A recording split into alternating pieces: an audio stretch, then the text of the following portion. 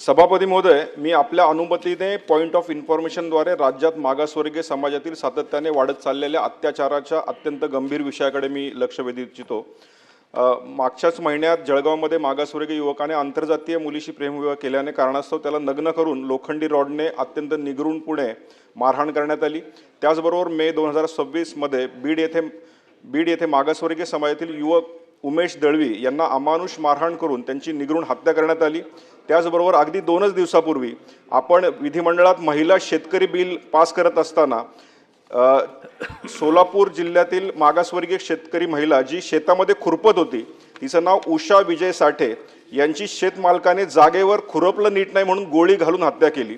भाट निमगाव चोंडेश्वरी माळशिरस इथली एक घटना आहे, त्याच्यामध्ये एका 16 वर्षीय मागासवर्गीय अल्पवयीन विद्यार्थिनीवर अत्याचार झाला। या सलग घडलेल्या घटना राज्यातील मागासवर्गीय समाजाच्या सुरक्षिततेबाबत गंभीर प्रश्न निर्माण करणाऱ्या आहेत।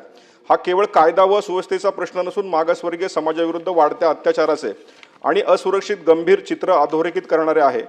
त्यामुळे या सर्व प्रकरणातील दोषींवर कठोर कारवाई करून अनुसूचित जाती व जमाती अत्याचार प्रतिबंधक अधिनियमाअंतर्गत प्रभावी अंमलबजावणी करण्यात यावी। पीडित कुटुंबांना तात्काळ न्याय व आवश्यक आर्थिक मदत देण्यात यावी व मागासवर्गीय समाजात निर्माण झालेल्या भीतीचे भावना दूर करण्यासाठी आणि कायदा सुव्यवस्था अबाधित राखण्यासाठी गृह विभागाने या संवेदनशील प्रकरणावर निवेदन देऊन दोषींवर कठोर कारवाई करावी व शेवटची ही घटना 1 नंबरची घटना PI शीतल कुमार बल्लाळ दप्तर दिरंगेची चौकशी करावी अशी मी मागणी करतो।